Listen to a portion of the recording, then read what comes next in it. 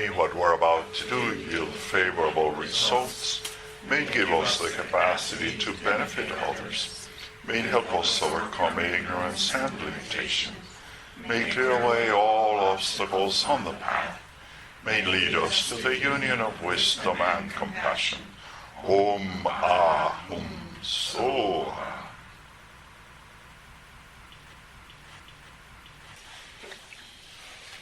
So welcome. Today we are going to start our series on mind training.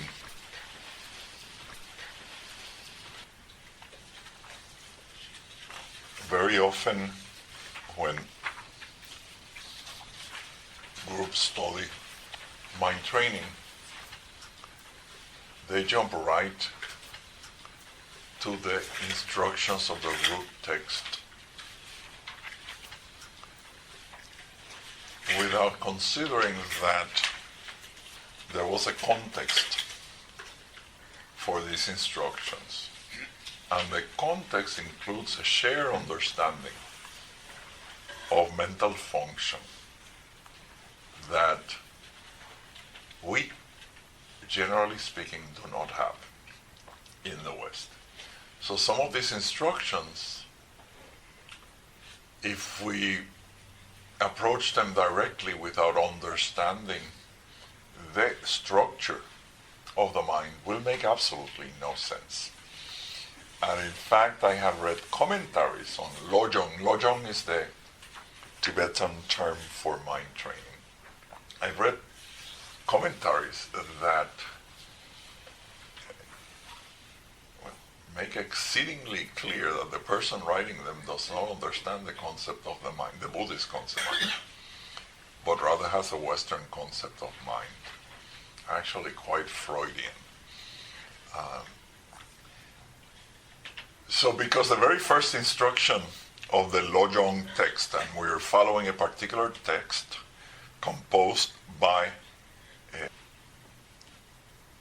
Chekawa Yeshe Dorje, not important to remember, but it's a particular individual. When we follow this text, the very first instruction is to study the preliminaries. And he doesn't specify. Now in the tradition, of course, we understand that at that time he meant the four thoughts that turn the mind towards the Dharma. But that's in that context. I think in this context, that first instruction implies we have to understand how the mind functions. Frankly, if you brought a new puppy to your home, right? And the puppy is of a, what do you call those, of a breed that you're unfamiliar with, wouldn't you try to understand a little bit? I mean, is this a hunter? Is this, what kind, is this a puppy that likes water? Wouldn't you want to know, before you attempt to train a puppy, wouldn't you have to know what are its inclinations? And that is the same with everything. Actually, a wise teacher of children, right, does not try to teach the same way to every child, but tries to understand the particular mentality of that child so that the instruction can be appropriate, right? So if we are going to be attempting to train our own minds, we should know how they function. Does that make sense? Now, I have to say that this is not an ontological understanding of the mind. What do we mean by ontological? If you go and were you able to find a mind and dissect it, it would not have these parts, right? We're talking about a functional understanding of the mind.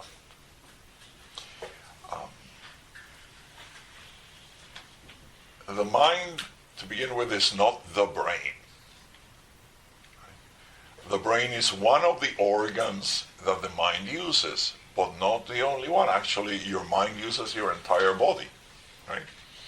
When you want to get some water, right, your mind perceives the thirst. Your mind gives the orders to your body to go get the water, right? The mind actually utilizes all the organs of the body, some of them more directly than others.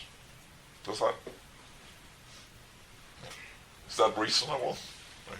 So, this equation that we make in the West of the mind as the brain is not only reductionist in terms of the equating a physical organ with a non-physical function, but it's also very reductive because the mind is not limited to the brain. Right? In fact, the mind extends beyond the physical body. And the proof of that is, have you heard of the phenomenon of phantom limbs? Right? People who actually no longer have a limb, but if you cross the space where the limb would have been, they feel it. Why do you think that is? There's no physical entity there. But the mind is still aware of the position of the limb that no longer exists and perceives contact with other objects. So to reduce the mind to the brain is childish in many, many ways. Right? Now, we're not saying that the brain is useless, evidently. Right? And when we have brain dysfunctions, evidently the mind is not as capable of fulfilling all its functions as it would be with a perfectly functional brain. Just like the mind cannot fulfill all its functions perfectly when any problem happens to any part of the body, right? If I have a broken leg, no matter how much my mind wants me to walk, it's going to be awkward, right? So yes, brain problems, and this is what is often used as the proof that the mind resides in the brain, or is the brain like, if the brain is affected, then the mind is affected. If any part of the body is affected, the mind is affected. That is no proof. That only proves that they interact. Right? Now the brain does have some storage function for memories of this particular lifetime. And guess what? That's no different from the body. Doesn't your body have memories of your entire life up to now? I mean, you can look back at your body and say, oh yeah, this happened at this time and that happened then. And I have somewhere. Sometimes I can find it, sometimes I can't. Oh, there it is. When I was a little kid, I think I was 2 or 3 years old, a duck bit me. Right here. Duck or goose? They're very, very they're good guardians. Ganso. Yes, and they were brutal, and I was as small as the goose. I was attacked by a huge dragon. Anyhow, still there, right? All the physical organism has memories of the past, all of it. Isn't that true? So, yes, the brain does have some functions related to memory, but so does every other organ. In fact, some people have very, very acute physical memories. Right? We were discussing earlier, there are some practices, right, that actually try to instill muscular memory so that you don't have to think about it. If you drive, most of the movements that you make, are by pure physical memory. Another example, if you've ever been burnt, right, the second time you feel that contact, your mind does not have to say, oh, that's unpleasant, let me remove the hand from the fire. No. You don't have to think about it. It's automatic, right? That is a physical memory. That hurt. So let's try to avoid reducing the mind to concepts of the brain. The brain is an organ associated with the mind, as every other organ is associated with mind. And let us also remember that we're talking about a functional description, right? There are no different parts of a mind that can be dissected. We're talking about different functions, but it is helpful for us to understand the mind by naming these components and specifying what their activities are. Okay, any questions up to now? In your handout here, there are 3 columns. And at the bottom, there is something that's outside of the columns. And actually, I want to start there. Because we will be talking all these Thursdays about the ordinary mind, the afflicted mind. But I want to start by saying that that is actually not your true mind. There is a pure, ground, non-dual wisdom, which is naturally empty and luminous. All that we are going to talk about happens because there is such an empty, luminous mind. And we, unfortunately, identify with thoughts and instances of perception within that luminous emptiness. And we actually are focusing to our detriment on a very, very, very, very minute area of our mind. You've heard, even in the West, we say that people use, 10% of their mind? In Buddhism, we would say, 10%, that's way too much, right? We don't even begin to use 0.00000000001 to the nth potency of the mind.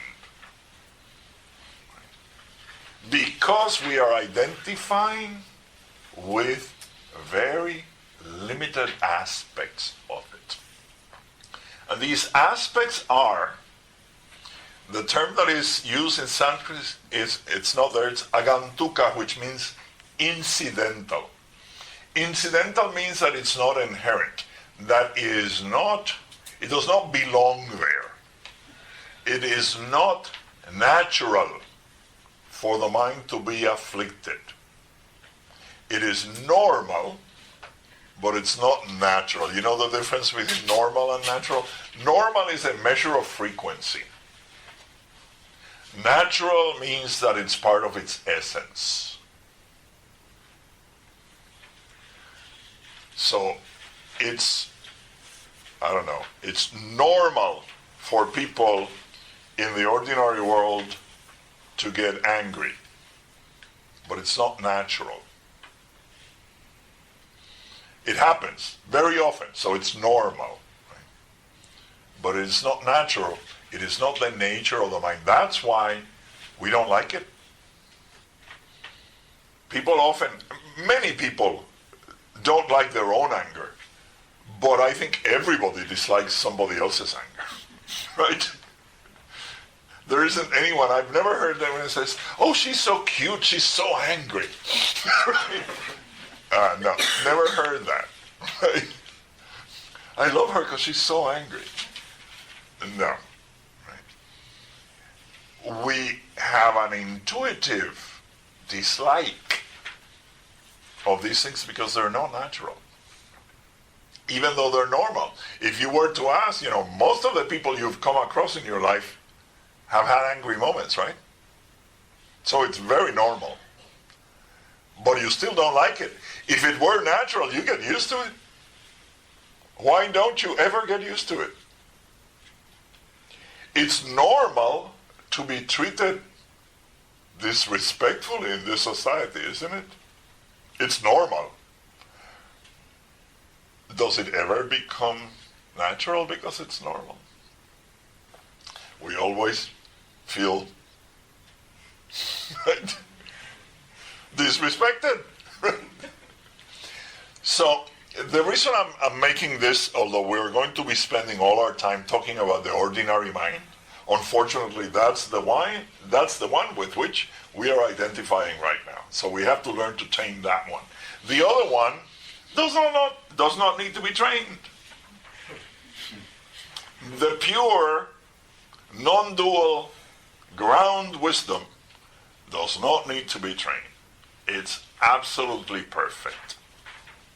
Yes. Is this what we mean when we talk about absolute versus relative bodhicitta? No, we'll talk more about that. Bodhicitta is a mind of enlightenment. It's still, both of those are actually still within the afflicted mind. Right? This is the ground. Just as there is a ground consciousness which is afflicted, there's a pure ground wisdom which is never afflicted. It is the pure ground wisdom is the mind of the Buddhas. So it's not, that mind is not polluted, it's obscured by the ordinary? Actually, that mind is never affected. We are identifying, right, with something that is afflicted, even though our nature has never suffered any diminution. Right? It has never suffered any affliction. It has never suffered any obscuration. Each of us right now have a pure, unpolluted, perfect mind. We're not identifying with it, and therefore, right, we can't see it. But it's there. It's never affected. It's never affected. What we need to do, and all of my training is basically leading us to do what our teacher Vasubandhu said. We need a revolution at the base. Revolution at the base literally means right now, right, we are identifying with this afflicted mind. And we need a revolution, literally. We need to stop identifying with that which is not us. So this is like the pauper who doesn't know that they're on the treasure. Yes, exactly. A more modern thing is, there are some people, my mother is one of them, when they watch a movie or a TV program, they get so involved, with the character. Sometimes you have to remind them, it's okay. My mother will actually, tell characters on TV, don't open the door. Don't you know that he's behind? He's going to hit you. And then she turns to me and says, why doesn't she listen? Well, because she filmed that a long time ago.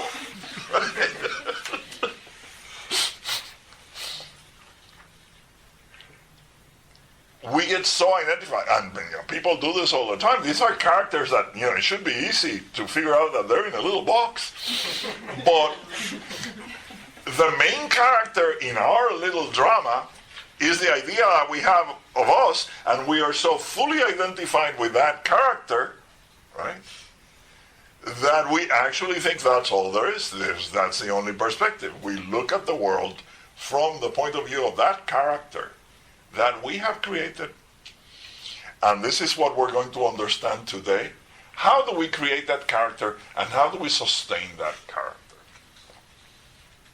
Any questions up to now? So remember, there is that pure ground wisdom.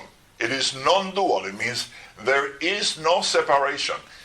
The non-dual wisdom has no concept, literally, of self and other. No concept of what we call, and you will hear again when we go through the teachings, the three spheres. Whenever you hear that phrase in Buddhism, what are the three spheres? The sphere of the doer, the sphere of the doing, and the sphere of the object of doing.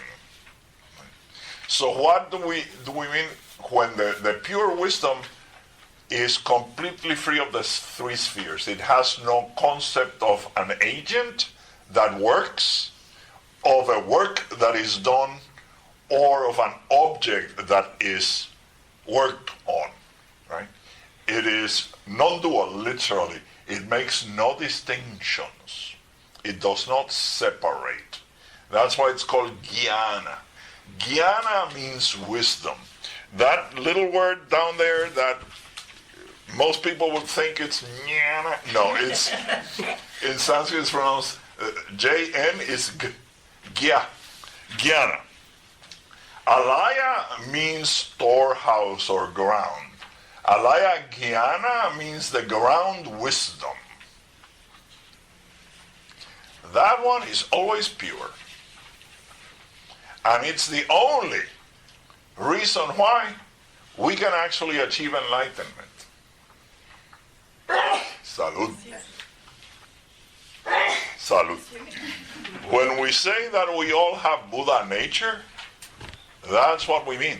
This is literally the true essence of our mind. And this is all I'm going to say about it, because even words are very difficult at this point, right? At the point of pure wisdom, pure non-dual wisdom, all words are part of limitation. But the four characteristics of the alaya jnana are true purity, that means it's not contaminated or polluted.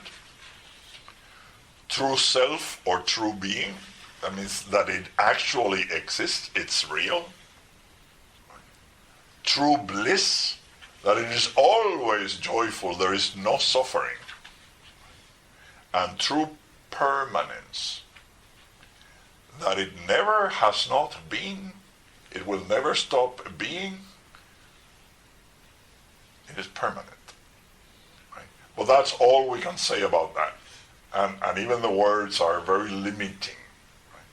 But those are the four main qualities of this non-dual pure wisdom. Yes? Does that have any relationship to Dharmakaya, just as a word, or Yes, it does. It is. the same? It is the same. It is the Dharmakaya. All right.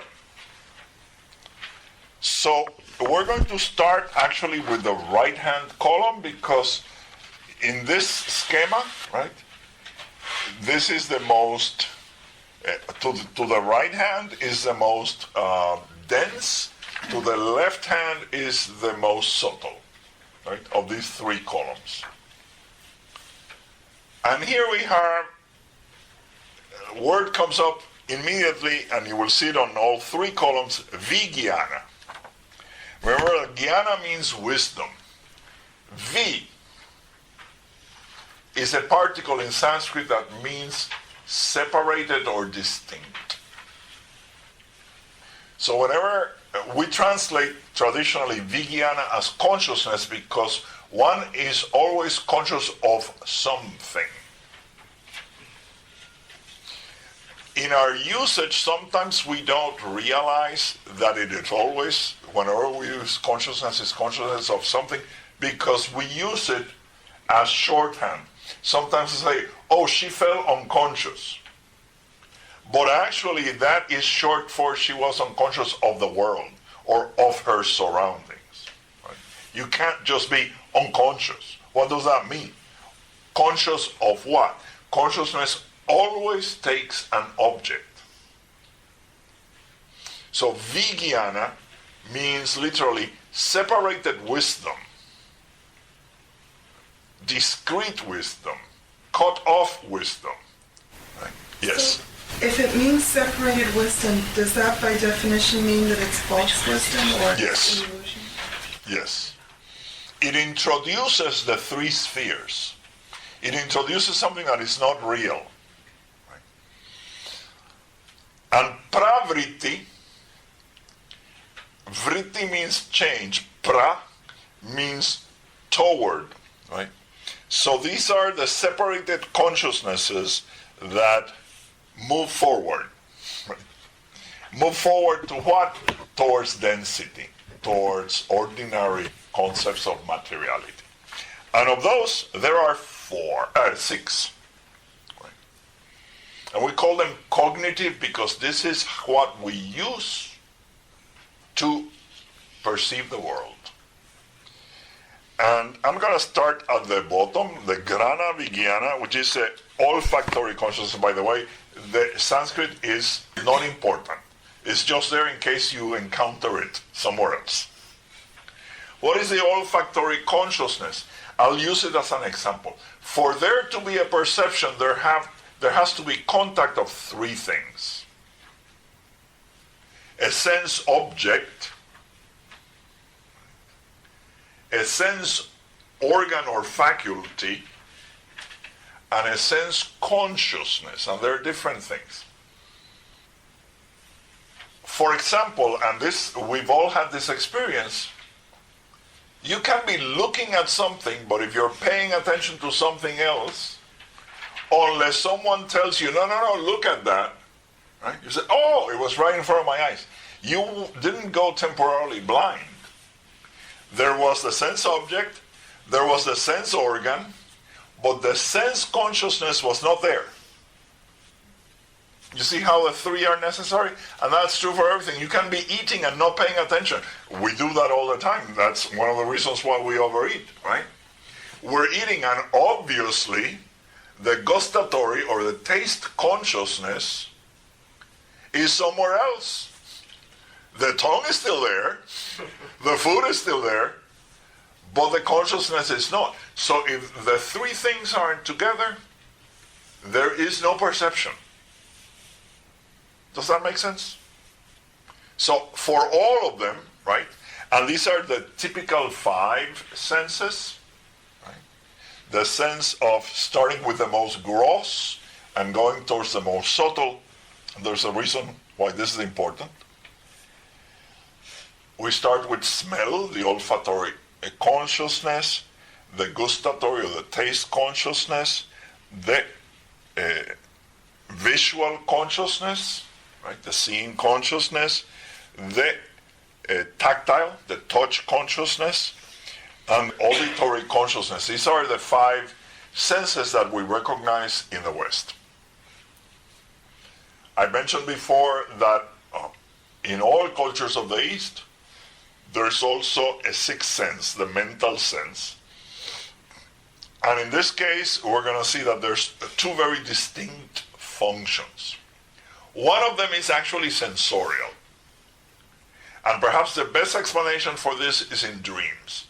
In dreams, you can actually have the sensation of utilizing any other of the five sense consciousnesses without actually engaging them, right? In a dream, you can touch, you can smell, you can see, you can hear, without there being anything there. How, and in the dream you actually do, right? It's not like, if you eat something in a dream, it doesn't taste like anything. It tastes like something. Where does that come from? That comes from the mental consciousness, which can replicate the function of all others, with limitation, of course. It has certain limitations. It basically, when it's doing this function, it can only combine and recombine previous experiences. It's fundamentally based on memory. But there's another very important function of this mental consciousness. We were alluding to it earlier today. let's take the visual consciousness, the consciousness of sight. When an object, a well-functioning eye, and the visual consciousness come together, there can be, upon that contact, the visual consciousness, let's say that the object is blue, right? The visual consciousness will say, to use a phrase because language is limited, blue. It will perceive blue. But that's all it's capable of doing. It's strictly a visual consciousness. It immediately refers that perception to the mental consciousness, and the mental consciousness identifies this is blue. It's not just the perception of blue as a color, but the perception of an object that is blue. And immediately a process starts which we call technically elaboration, prapancha in Sanskrit. What is that elaboration? The moment that the mental consciousness starts working, it's not only this object is blue, this is an object that I recognize, and it's called a car, and the last blue car that I had, and it keeps going and going and going. Isn't that how your mind works all the time? You see something and then, bah, bah, bah, it's like elaboration upon elaboration upon elaboration. But it starts with just what we'll call a very basic perception. Right? And the moment that basic perception then becomes part of the mental consciousness, then the dams open up to elaboration, conceptual elaboration. Prapancha, another very typical Sanskrit term in Buddhism, right? And it's so descriptive because that is what happens, right? Have you ever wondered how your mind can go like for hours building on one little thing? True or false? It can go and go. Sometimes it goes on for days. Right? Because there was like one thing misplaced. And it's waboosh. You can go anywhere from that little thing. That's called prapancha, elaboration. Okay, so basically we understand these six consciousnesses. These are the most external consciousnesses, the most external functions of the mind. Dependent mind? Is that what you taught me that time? Dependent mind. All of this, Oh. all of it is dependent, yes. Because it depends on causes and conditions. Now there's a little square right beneath, in that column, right beneath the listing of the consciousnesses. And it's just a schematic presentation of what happens, right? Remember I talked about those three things, right? The object of the sense faculty, and the sense consciousness come together. That's called contact. Immediately upon there being contact, a feeling arises. Feelings, we're not talking about, what we consider feeling. Feeling in Buddhism is very specifically pleasant, unpleasant, neutral. That's it. That's all feeling is. Right? Before elaboration. Upon feeling, once there is feeling, then there is craving. And craving can be positive or negative. What is craving? Well, if the feeling is pleasant, craving is the desire to have it. If the feeling is unpleasant, craving is desire to keep it away. Right? If the feeling is neutral, craving actually still happens as a desire to ignore it. The mind also is a Western adolescent, right? It can say whatever. And it does it very often. Actually, it does it more often than we think, right? Indifference is actually sometimes very often a bigger problem than attachment and aversion. Because at least if you are minimally mindful, you become aware of your attachments and your aversions. But it's very difficult to become aware of your indifference because you're not paying attention.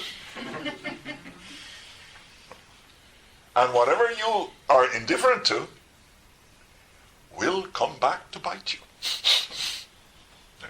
Just look at our ecological crisis. We didn't pay attention. And we don't have to pay attention to that. It's not important right now. It's not pleasant or unpleasant. Right? The famous Nietzsche phrase, which is absurd. Let me repeat that. Absurd. He said, what doesn't kill you makes you stronger. Not that I'm going to do it, but I could go around and stab each one of you in a way, I know enough physiology, I can stab you in a way that won't kill you, but it's not going to make you stronger. I promise. Right? No. Right?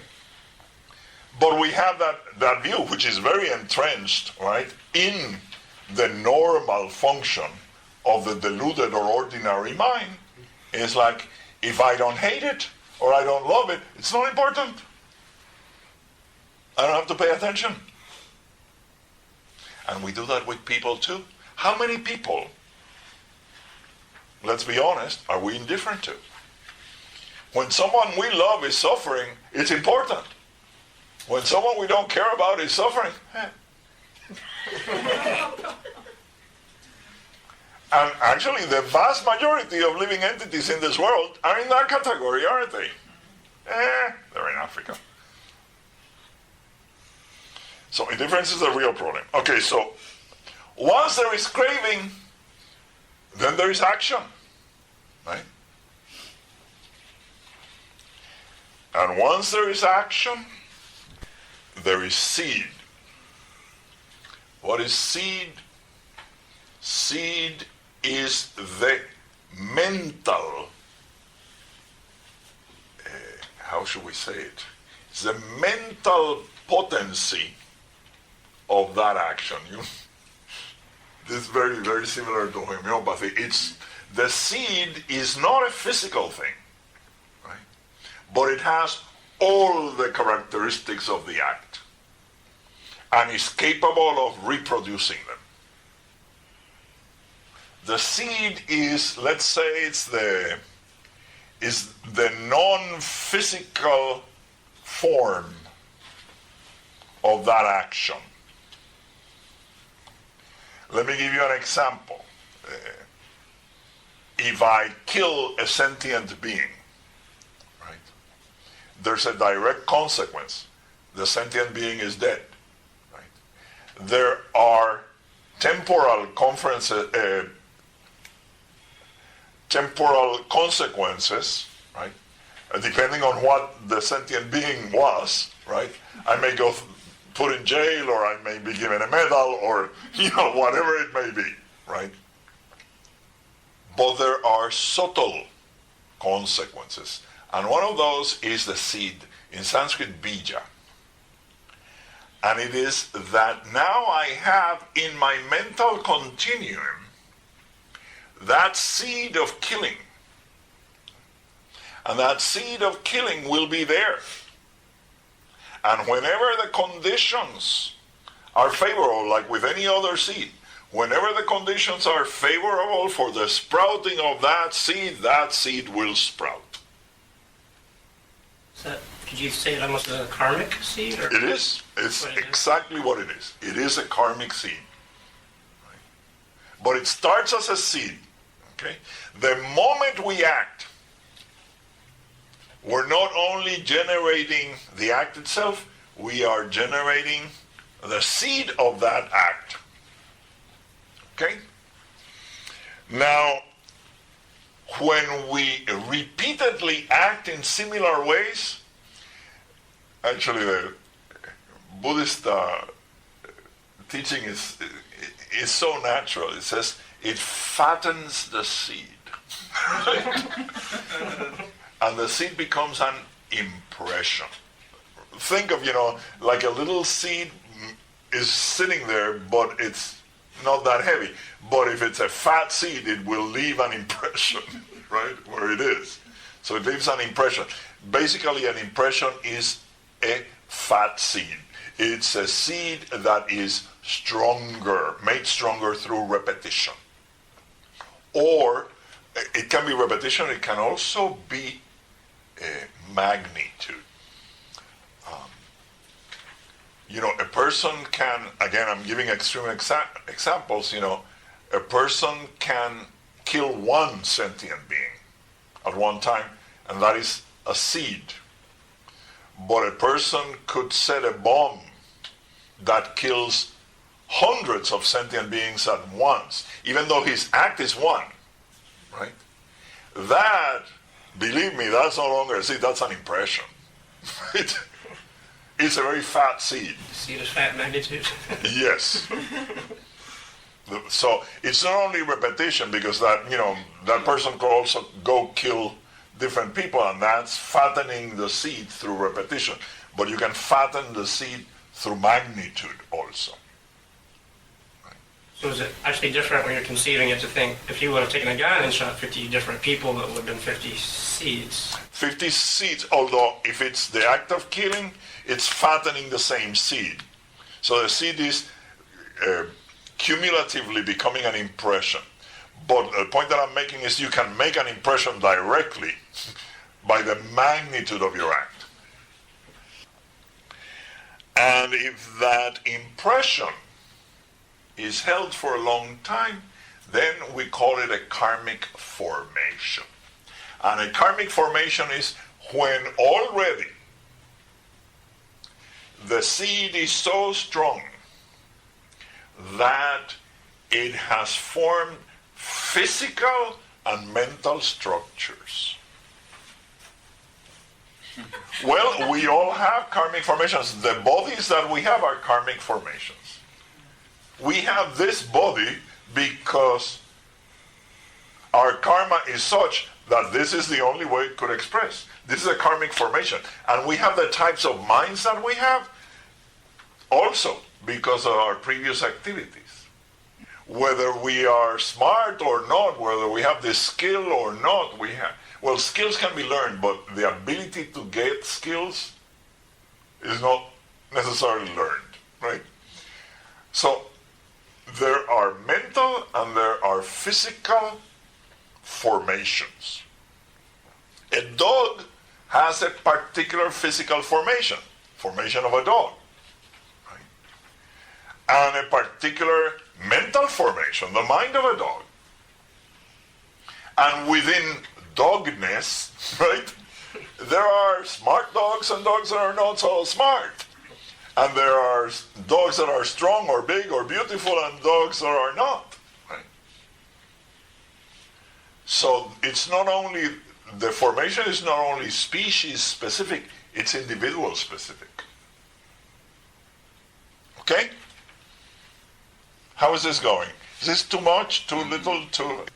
It's just right, like Goldilocks? I just want to say that, I started reading books on Buddhism about in 2004, I think I read my first one, and continually they speak of the mental formations, I think just today I understand how heavy that was they were talking about. Yes. There's an image that I like to use because I think everybody gets it. Let's imagine, right? We can all imagine, a place, a land formation, where it's raining and raining and raining and raining, right? How will that water flow? Well, the water, from the rain, it will flow according to the terrain, right? If, it's higher in one place and lower in another, it will flow in that direction, right? But if it keeps raining and raining and raining, what happens? The water flow starts carving out a little bed, right? And if it keeps raining and raining and raining, that bed becomes more definitive and deeper. And there will come a time when the riverbed will be so established that it will direct the flow of the water rather than the water directing how the riverbed goes, right? So that's why in Buddhism we always say that all phenomena are conditioned and conditioning. Yes, these formations are conditioned by acts. And we can go further back. They're conditioned by contact, right? Contact, feeling, craving, right? All the whole list. Yes, that has all conditioned the formation. But guess what? Once the formation is there, the formation will condition the contact, because guess what? The sense organs, the sense faculties are karmic formations. That's why we can only hear a certain range of sound. Right? Dogs have a completely different auditory consciousness than we do. They hear sounds that we don't hear. Owls have a different visual consciousness than we do. They see things that we don't see. Bats, we say they have radar. It's a tactile sensation. Bats have a tactile consciousness that we don't have. Sea mammals have an auditory consciousness that we can only envy. They hear underwater. We can't distinguish anything. It sounds to us like, do you remember anybody here old enough to remember Sea Hunt? Yeah. They used to talk. They used to talk underwater like, you could never hear anything. I don't know why they even wasted our time. Or closed caption. Yeah.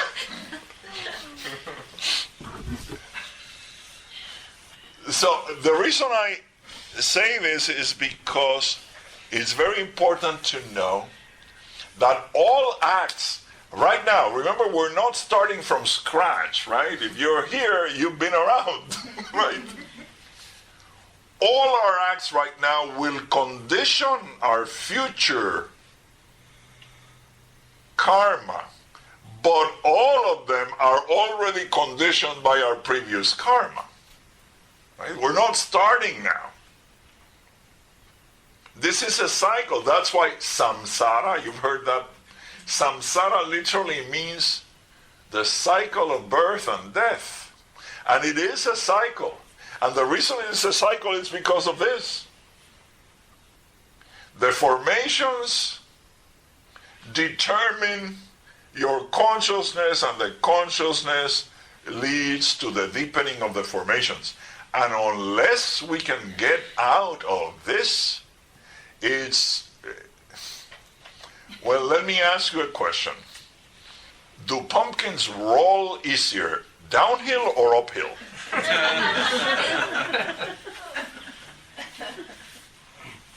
The direction is not good. Unless we do something about it, it's not good. It's going to keep going. Think about it. Trying to change the flow of a river. How easy is it? Once there's a very, very elaborate riverbed. And the riverbeds are not like sometimes we, meaning the government, makes these channels that are perfectly symmetrical. Riverbeds have these little holes here that create little rapids here. And don't you go through life and everything's going smoothly, and then you go into one of those eddies and go like, and it turns you around, and you go like, what happened? I was merrily on my way. You hit one of those things, and it's part of your karmic formations. It's usually a romantic relationship. Those are very strong. The strongest attachments of humans, right? So it's very important to understand this. Now, let's move to the center. And the center is actually the most problematic one. you'll see at the top it says Klishta Mano Vijnana. We had a Mano Vijnana, the mental consciousness that we talked about, that has two functions, right? Mimicking the functions of the other cognitive consciousnesses, and also beginning the process of elaboration. This is a particular kind. Right? Again, it's not a separate entity, right? We're talking about functions. But klishta literally means afflicted. So it's afflicted from the get-go. And it's a mental consciousness, and it has two things that are very problematic. Latent afflictions that are just waiting to pounce, and manifest afflictions. And these latent afflictions are always there. The manifest ones are not necessarily always there. But the latent ones are always there. And what are these? The first one is ignorance. And ignorance is not that you don't know this or that. The definition of ignorance is to see yourself separate from others. It's the view of duality. That is ignorance. Wisdom is non-dual, ignorance is dual. That is the simplest definition of duality, of ignorance, right? So it immediately sees that everything is separate from me. The second latent affliction that is always there is the view of independent existence. What does that mean? It means that I exist separately from others. Not only is there duality, but I am independent of everything and everyone. Even people, I'm not saying that these are, really selfish people. No. Even very giving people have that view, that they are separate and independent from others. They may be very giving, but it's them giving to others. The view of separation, of independence, is not lacking in good people. It's there. The third one is self-conceit. And this is not, well, it is as bad as it sounds, but not for the reasons that you may think. Self-conceit is the tendency to refer everything to I. It is always understanding everything that happens in reference to me. How does this affect me? Well, you know that famous joke, well, enough about me, what do you think about me? It's a constant self-reference. That's the source of the famous question, why does it have to happen to me? Right? It's like the world is happening to you. No, the world's not happening to you. Right? But it's a constant. That's why it's called self-conceit. It's constantly, everything is like, whether it's a judgment, I like, I don't like, blah, blah, it's always I. Whether it's like, what is the relationship of this to me? Everything is self-referential. That is self-conceit. And Just on that one, could you say something? I mean, literally, say a statement that doesn't have that viewpoint. if it can be spoken, it will not have that viewpoint. Okay. Yes. That was my question. Okay. Remember that this is a perspective. The problem with this klishta mano vijnana, this afflicted consciousness, is that it has taken the limited perspective of the embodied sentient being for a reality. It has taken a point of view, literally a location from which one is looking at reality, it has taken that point to be a person. So evidently, the moment you think that, this point actually means something, and everything is around it, everything surrounds your perspective, right? No matter where you turn, you're always in the middle, right? Everything radiates from you, everywhere you turn, right? So it's this misidentification that creates this. And once there is that self-conceit, the fourth latent affliction is also always there, and it's attachment to self. And what does that mean? It means that we will do anything to preserve that identity. Even, and this is the strikingly absurd part, but so real, even suffering. You mean we will take on suffering to make ourselves survive? It is the basis of our identity. Now, we laugh about it, and there was a very popular ad some time ago.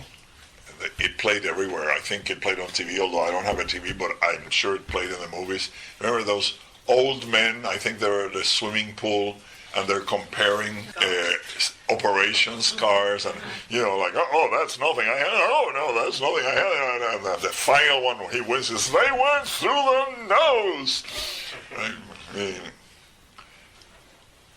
Let me ask you a question. What's more readily available in this world, happiness or suffering? Suffering is vastly, right? Pain is free. More available. So guess what? If you gotta preserve your identity, that's your best bet. This had happened to me.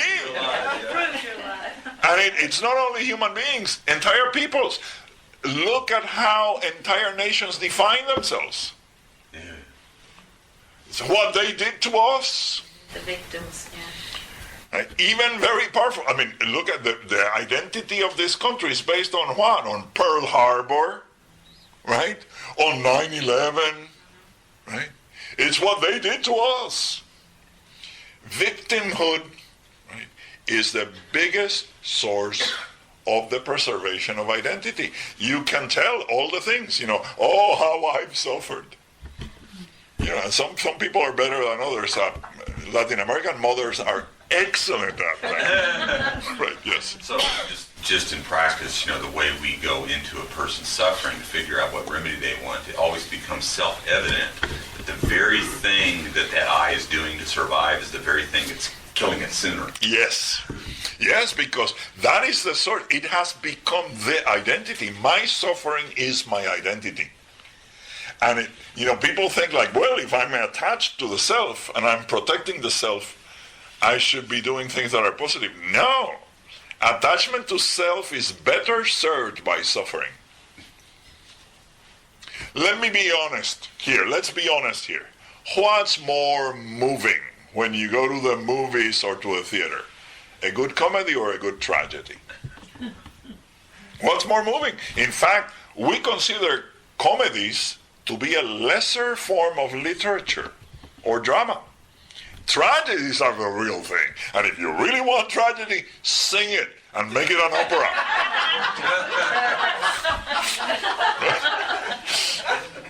And I love opera. I mean, it's beautiful, but it's ridiculous. Right? People are being burnt on stage and singing beautiful duets, and or people are dying of tuberculosis of all things, and singing just beautifully. Because that should tell you, right? We know instinctively that it is suffering that will secure our identity.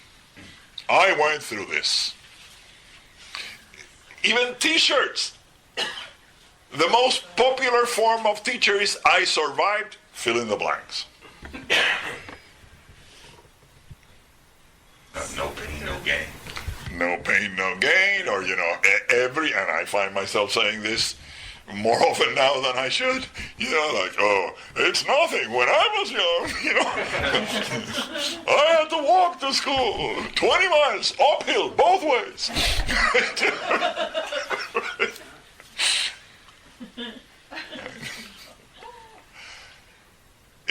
It's the way we do this. It's the way we protect our identity by suffering. Isn't that foolish? So you start beginning to see why. This is afflicted in more ways than one. Okay. Now, as if that were not enough, very occasionally, the manifest afflictions flare up. And these include not only the three poisons, the three typical poisons, attachment, aversion, indifference, but two others that are extremely negative. One of them is arrogance, and the other one is envy. And arrogance is a feeling of superiority. It's not only what we think of, when we say, oh, that person is arrogant, we think it's an attitude. Oh, it goes way beyond that. It is arrogance, for example, that allows humans to exploit other species. It is arrogance that allows certain humans to exploit other humans. And it's not just an attitude. If it were an attitude, that would not be a problem. Give them a little shoulder back. No, arrogance is the affliction that tells a sentient being the suffering of others for my benefit is acceptable. Arrogance is the root of slavery. Arrogance is the root of economic, political, and social oppression. Arrogance is the root of domestic violence. It's a very serious issue. And the last one is envy. Envy is not pretty either.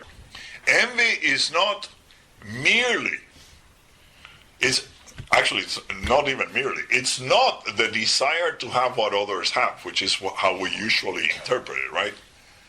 Like, oh, I have such envy. No, envy is the understanding that whatever others have that makes them happy should be taken away from them and given to me.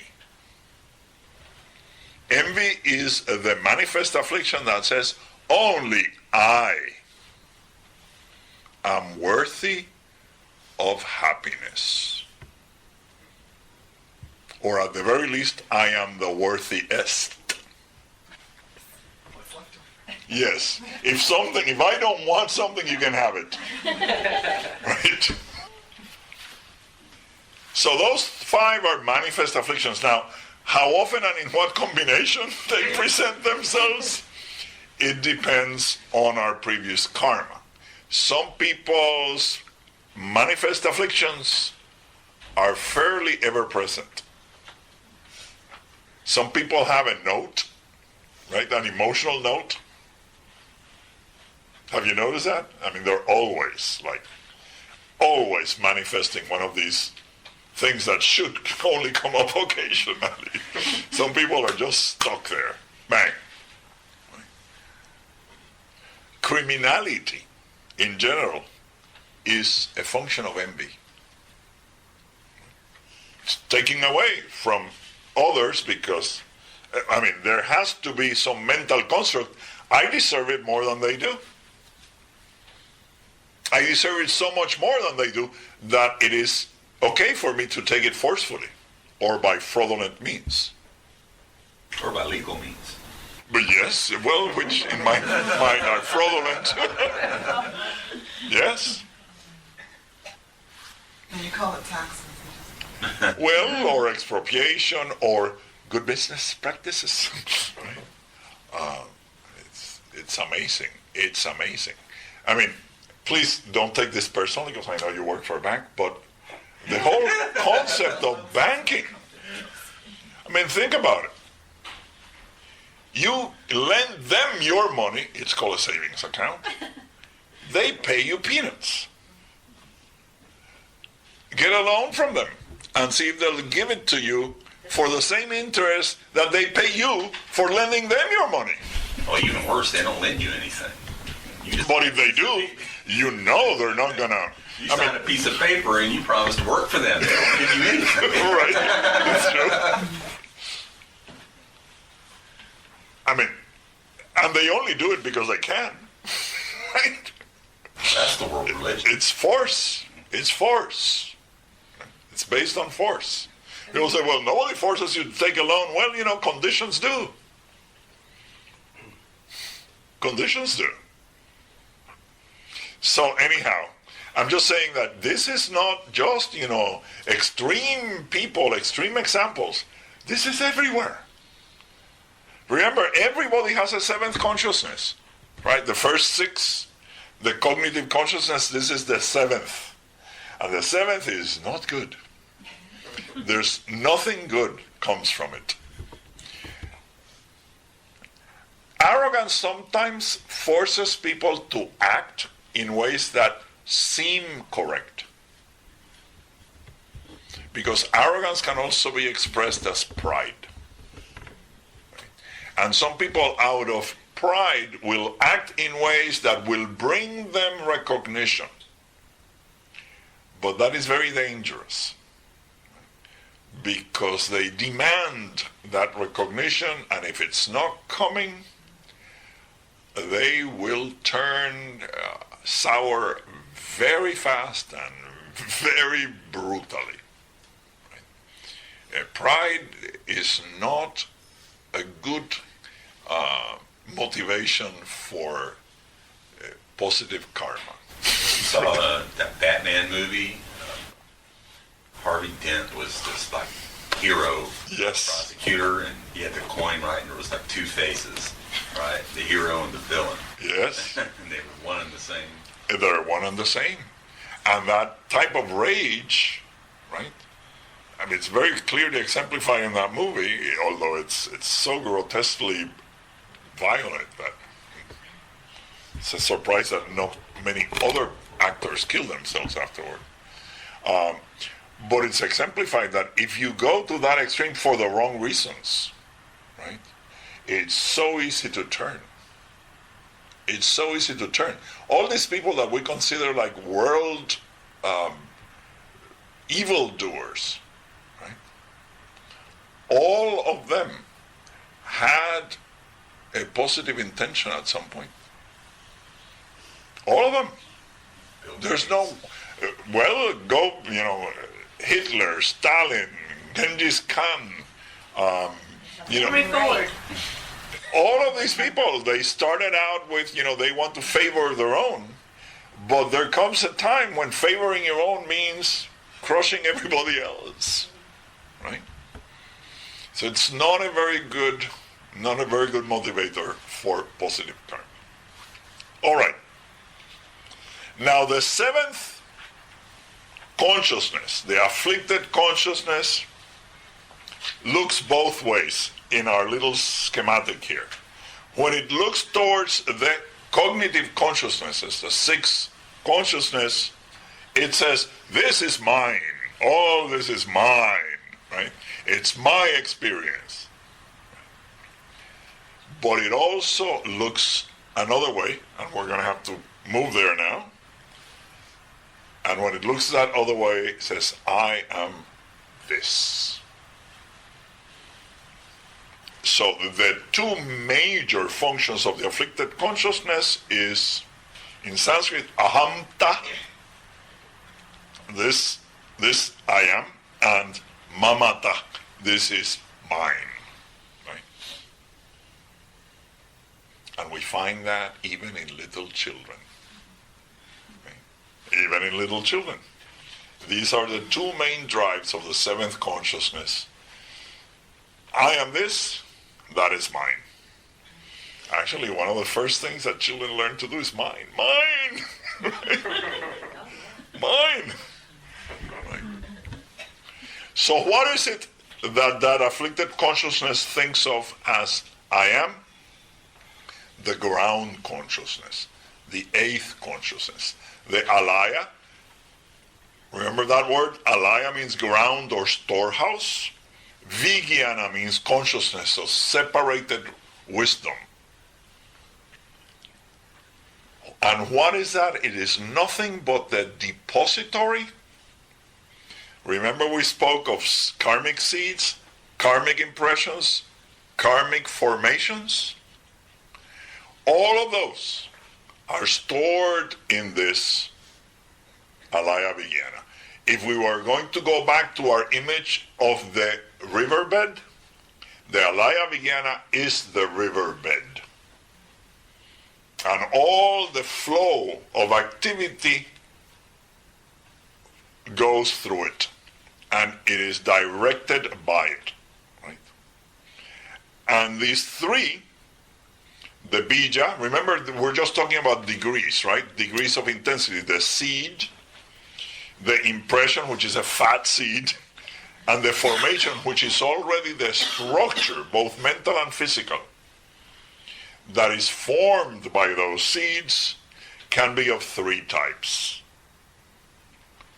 Virtuous, non-virtuous, or indefinite. Now, it's pretty easy to understand virtuous and non-virtuous, right? It's like, negative acts have negative consequences. That's non-virtuous.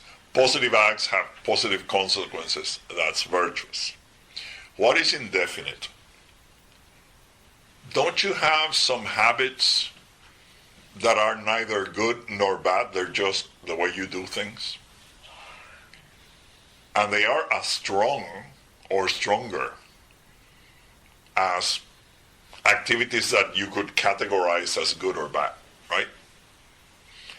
Like, I'll give you an example, and I try to watch myself, but whenever I take a shower, I always dry myself exactly the same way, right?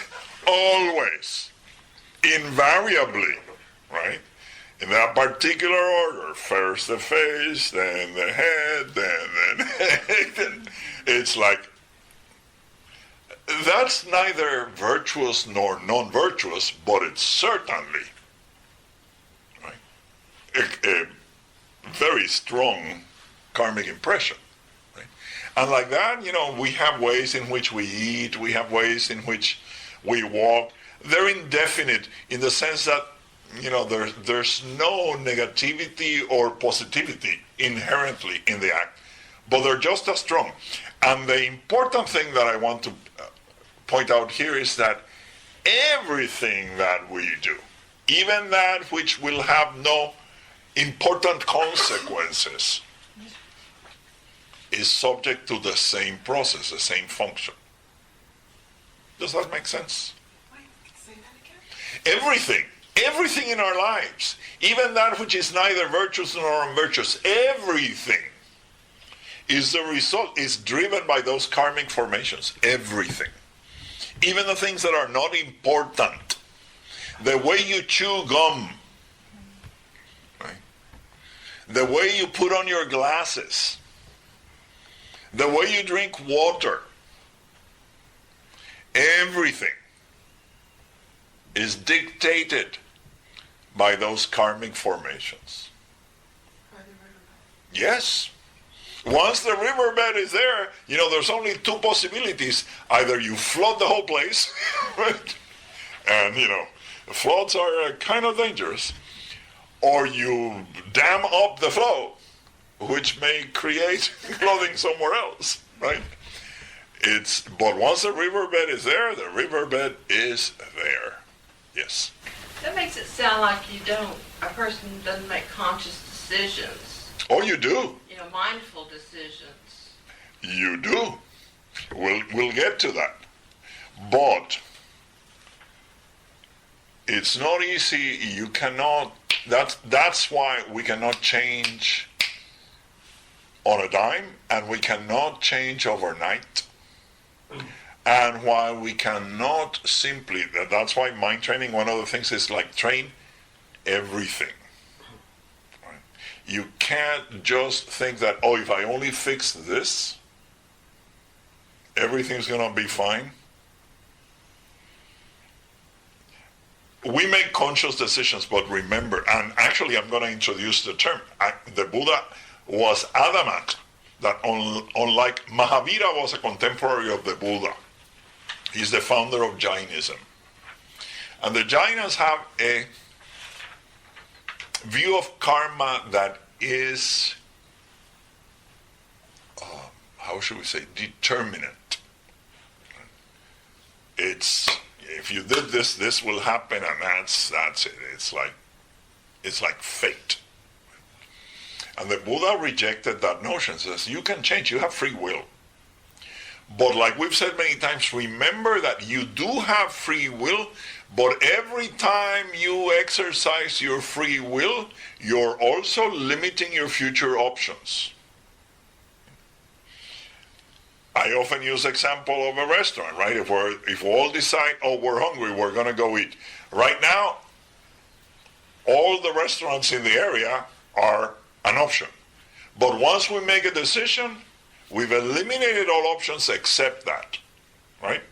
And once we get there, and they give us the menu, we can order anything we want from the menu. But once we order, that's what's going to come.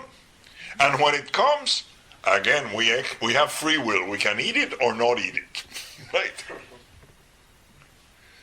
And if we choose to eat it, well, we can, chew and swallow or spit it out. But you see what I'm saying? Like, yes, we're exercising our free will, but every time that we've exercised it previously, narrows our choices.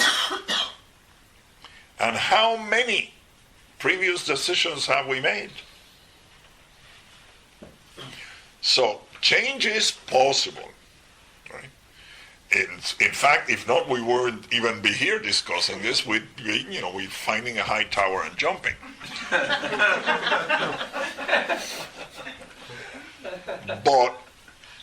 But we have to understand what is it that we're dealing with.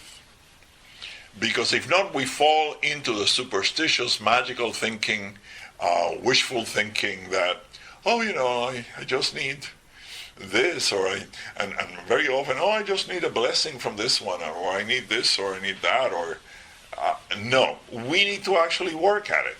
Right? We need to, first of all, know the magnitude of the problem that we have, so that we can handle it.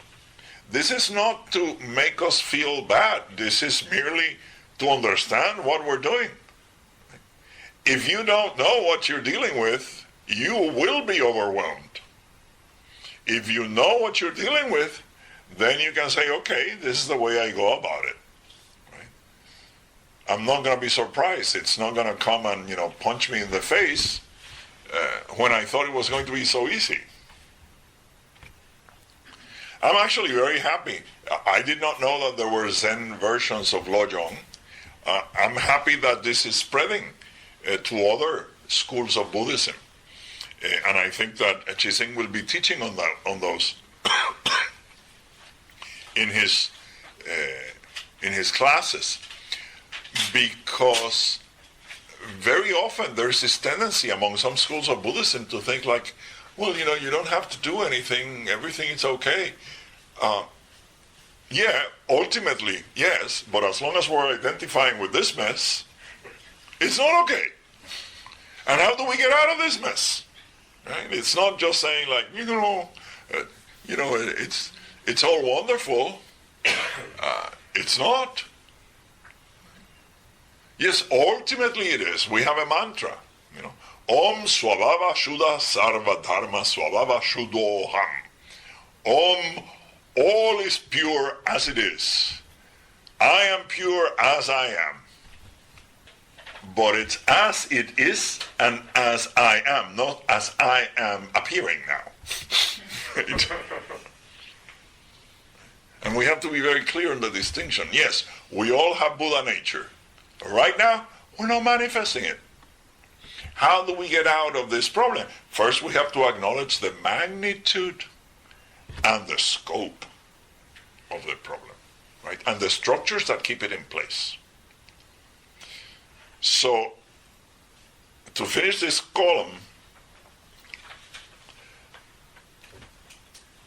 there's two things that we call appropriations, because it is the alaya vigyana, the ground consciousness, is the one that is reborn.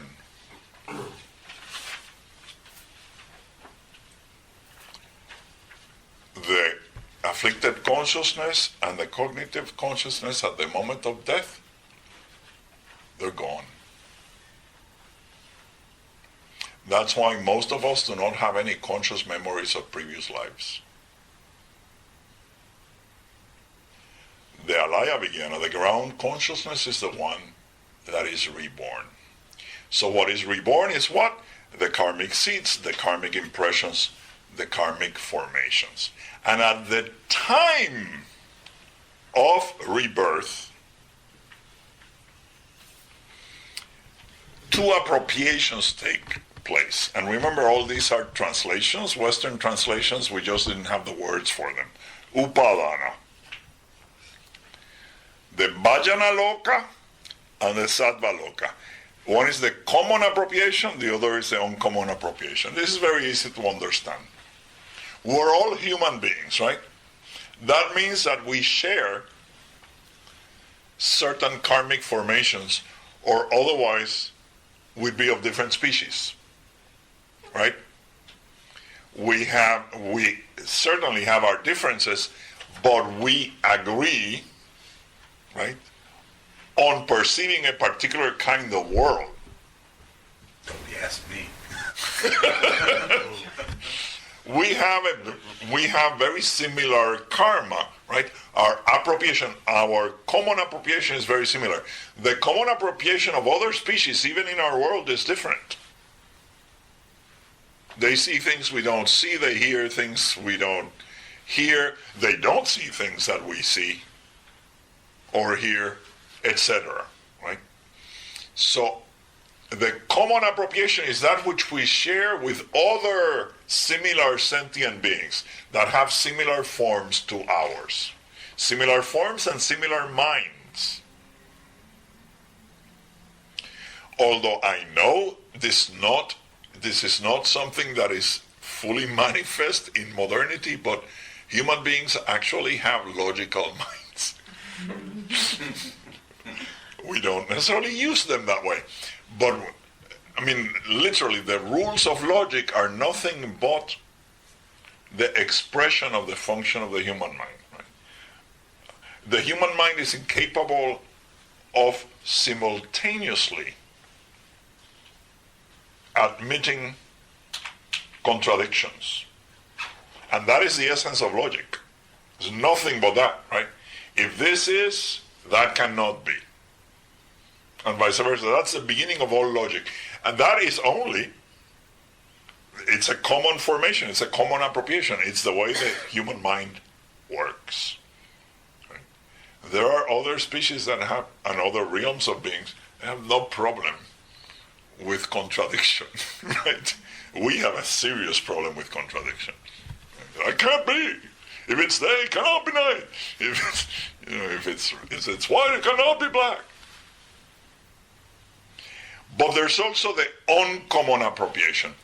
And what is the uncommon appropriation? Is all the karmic seeds, karmic impressions, and karmic formations that each one of us has that are not shared with others. That's why we each have our own personality, we each have our tendencies, we each have our preferences. Right? Even twins, right, have very different uncommon appropriations. People who are raised together, right, have very, very different tendencies because they have different uncommon appropriations. Does that make sense? So this is what we're dealing with. This is what we are going to be training. Now, I don't want to leave you with, like, oh, God. I call my mother and saying, "Aklishta manovizia." Yes, but so does she.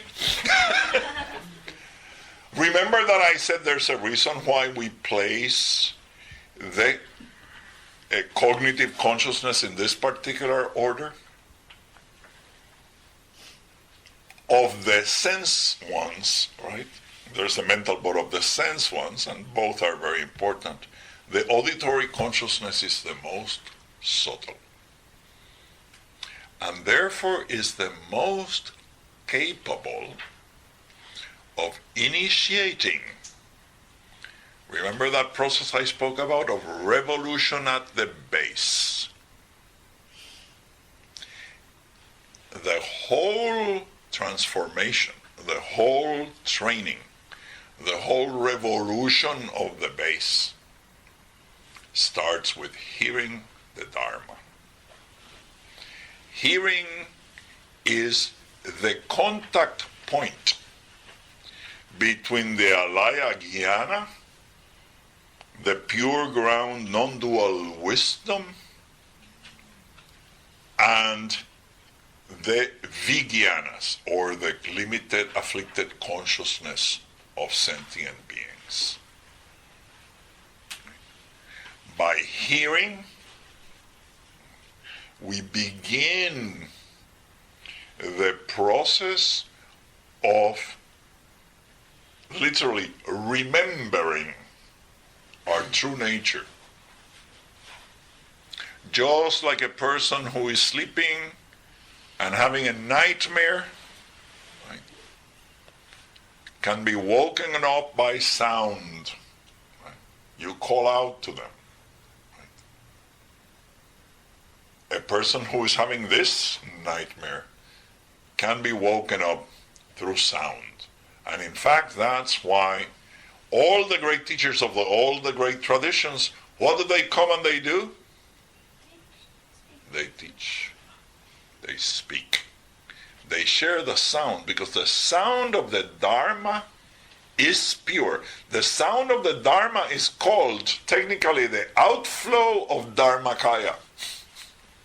Right? Of the pure Buddha essence. From that pure Buddha essence comes the sound. And even though we utilize human terminology, which is limited, the force, the power of the truth of the Dharma makes its way through sound. And the process begins. How many things in your life have changed because you heard something? Let me ask you a question. Does your alarm clock, how many people here have used an alarm clock?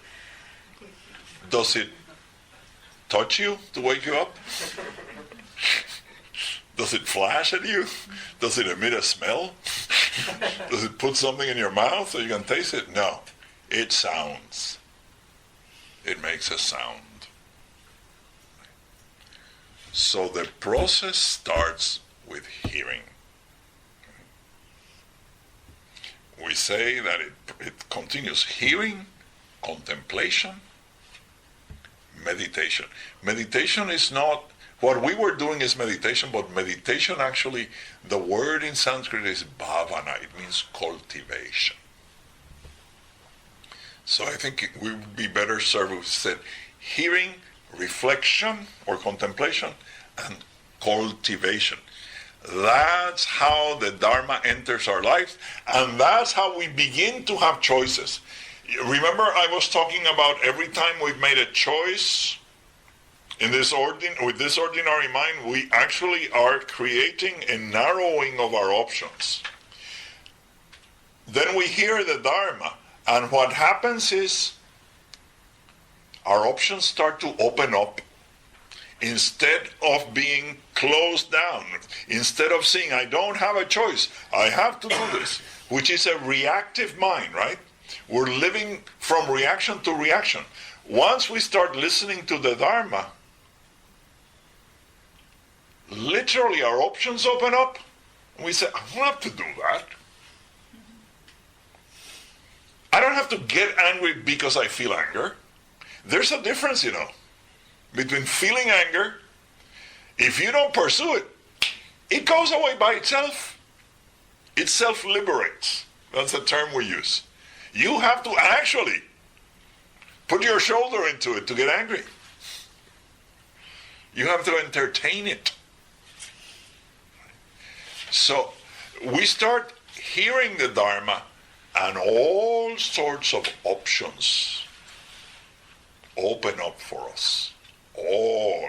Now, is it magic? Is it automatic? It's like, oh, I heard it once. No. We have, and that's why we have to understand these karmic formations. We have these very deep, deep riverbeds. You know what? The Colorado Canyon or whatever it's called. The Grand Canyon is nothing compared to the karmic formations that each of us has. If we could only charge admission, people would, be awed and amazed. I think you go through minds like, black hole, another galaxy. We could sell tours. Tours, right? They're enormous and convoluted. I mean, I don't have to tell you, how convoluted your mind can get, right? I'm not singling any one of you out. I can say it because it's true of all sentient beings. We have extremely convoluted minds. Our minds do things that all of us know they shouldn't do, right? But they do it nonetheless. So that would be a common appropriation? Our monkey minds? Well, yes, but it's part of what we share with everybody, but how weird in particular is uncommon.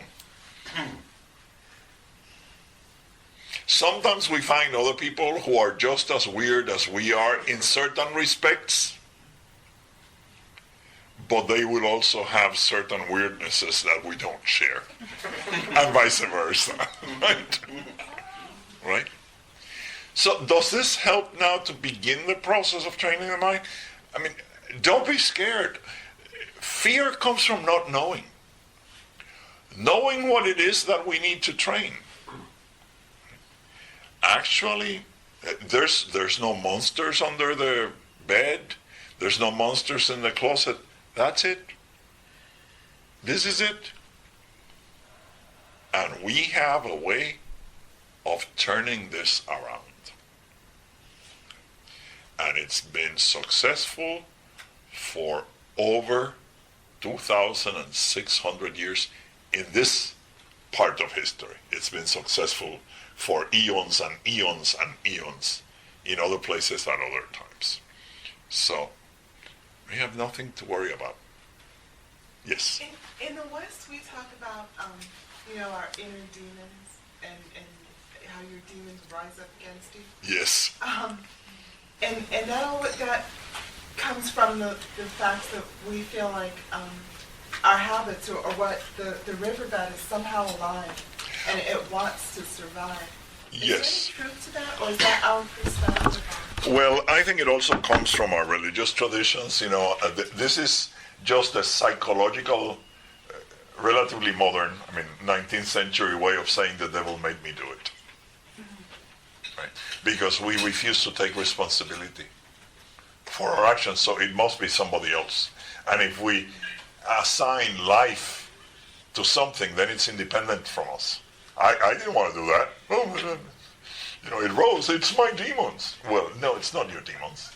It's your karmic formations. Right? And they can. So let us close here because it's already past 9. Thank you very much. Believe me, from now on, it's going to be a cinch. Right? But we needed to understand this in order to go forward. So please let us dedicate.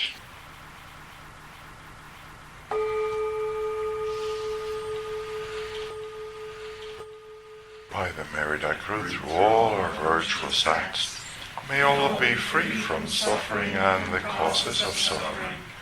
May all embrace happiness and the causes of happiness. May all abide in peace free from self-grasping. May all attain the union of wisdom and compassion. Om Ah Hum Soha.